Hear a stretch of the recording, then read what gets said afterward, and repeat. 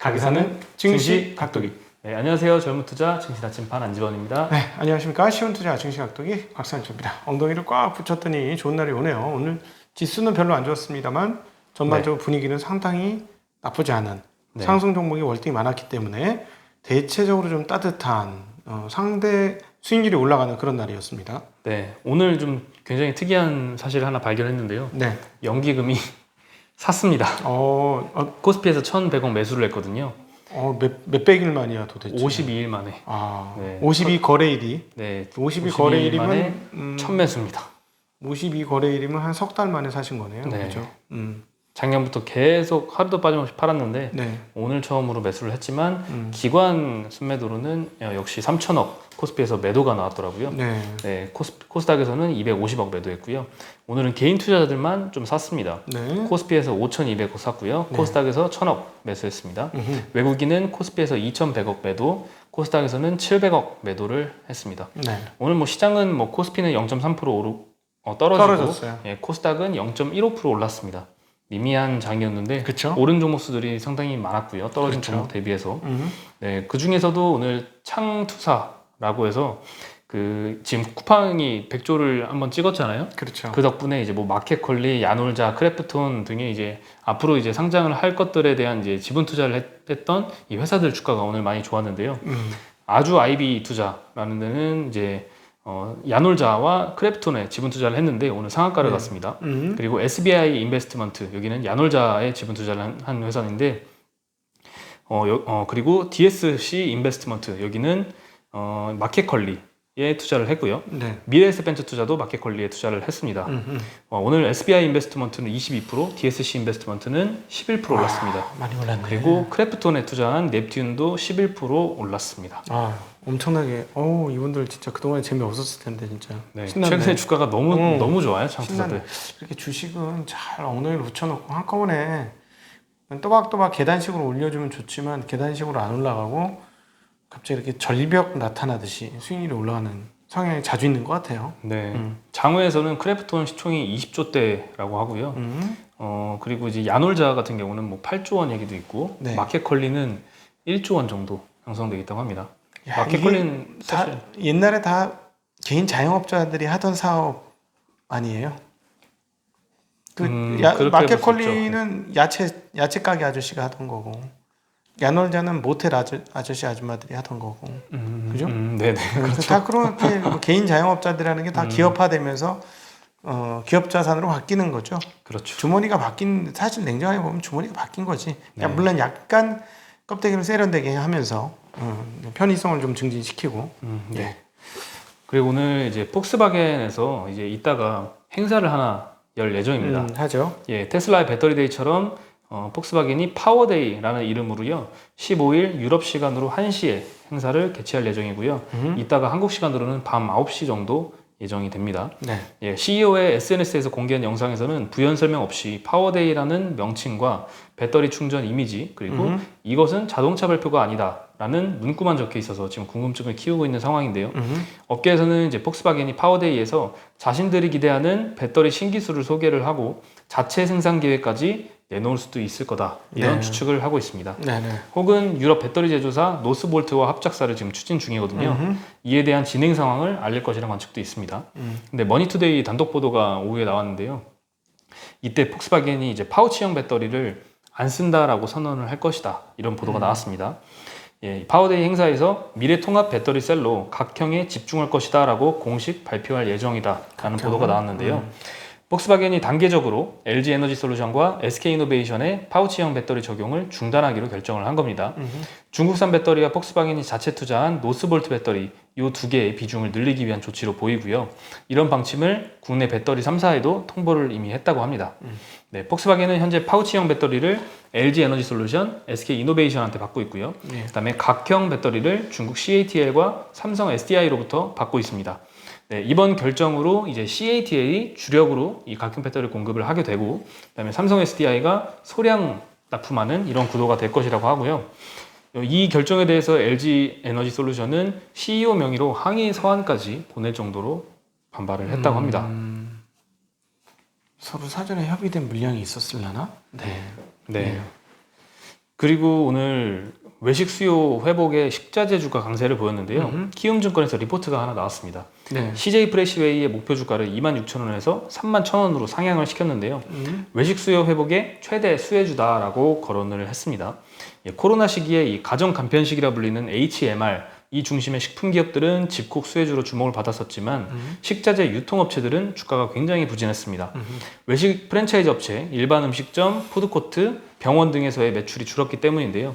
CJ 프레시웨이와 이제 현대 그린푸드 이 두 가지 업체가 대표적인데요. 작년 초에 주가 회복을 못한 상태로 계속 부진하다가 최근에 오프라인 유통업체 매출이 꾸준하게 늘어서 이들 주가도 반등세를 최근에 보이고 있습니다. 일종의 이것도 이제 컨택주죠. 네, 오늘도 7, 8%씩 올랐습니다. 엄청 올랐는데 이제 컨택주들이 슬슬 일부 안 좋았는데 회사가 나쁘지 않았던 것들 그리고 좋아질 게 거의 확실해 보이는 것들 이 슬슬 좋아지죠. 왜냐면 1, 2학년들이 이제 학교 출근이 된다. 등교를 하기 시작하잖아요. 네.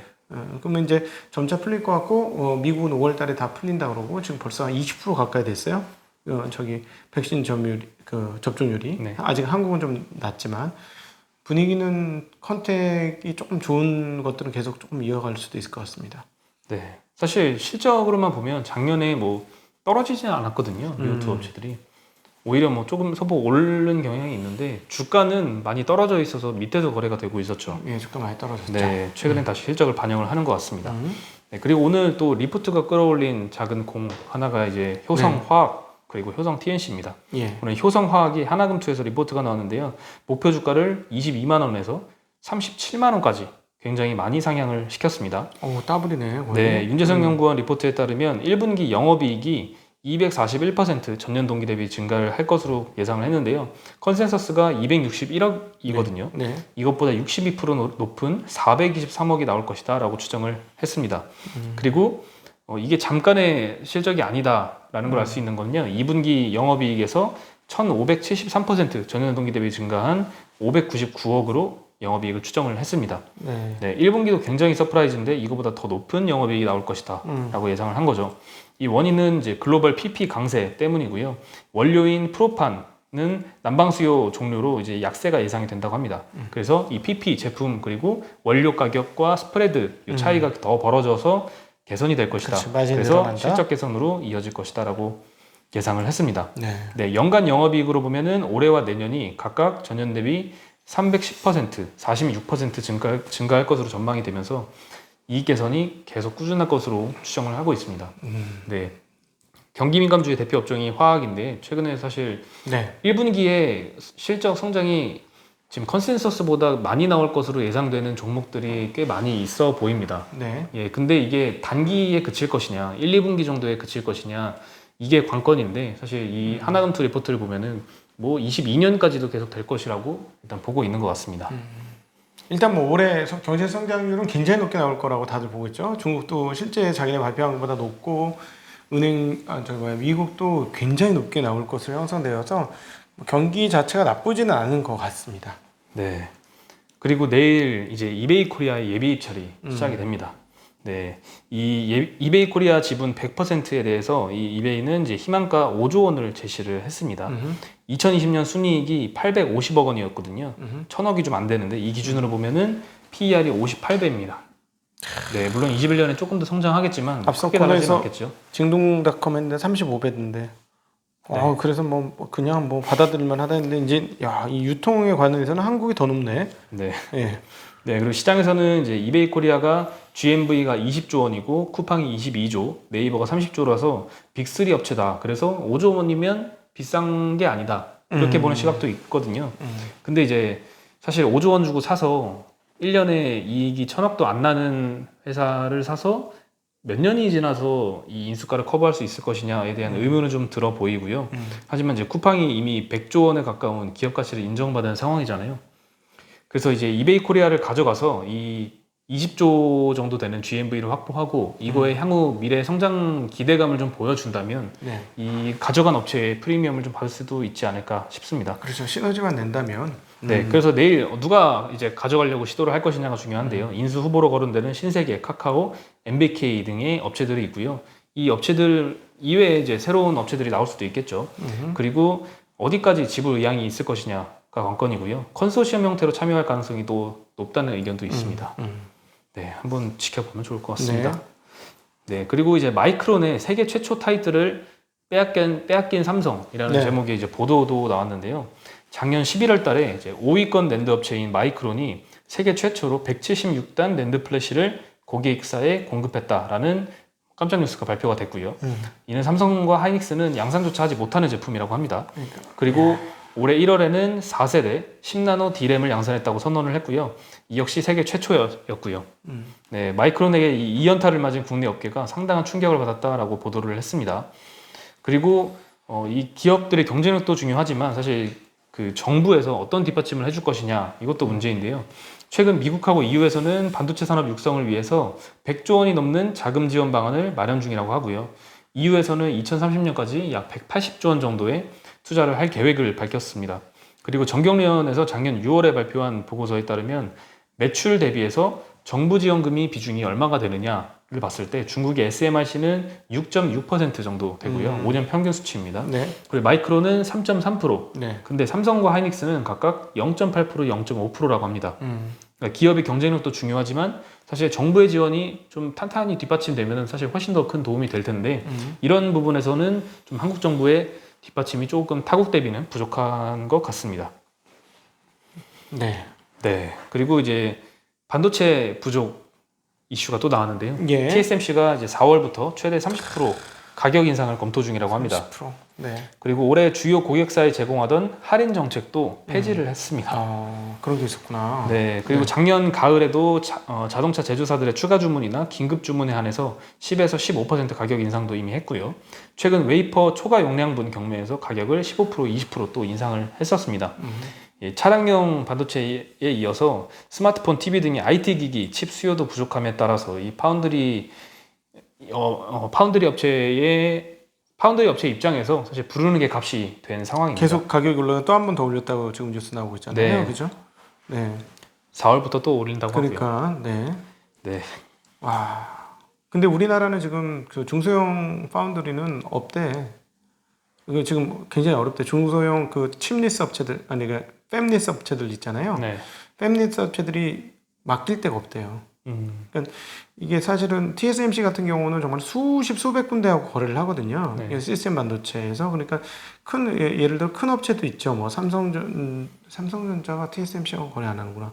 예를 들자면 뭐 퀄컴이라든가 애플이라든가 큰 기업도 있지만 잘 자라는 회사들 많아요. 우리나라에 칩 만드는 회사들도 있고 그런 잘 자라는 회사들이 굉장히 많은데 너무 바빠서 얘네 거 못 맡아주는 거야. 그러니까 예를 들자면 얘네 거 만들었을 때 한꺼번에 웨이퍼 몇 개 이상 다 들어가는 그런 거면 맡아주는데 그게 좀 안 됐다, 물량이 안 된다 그러면 계속 밀리는 그런 상황인 거죠. 네. 네. 그리고 지금 오늘 월요일이잖아요. 네.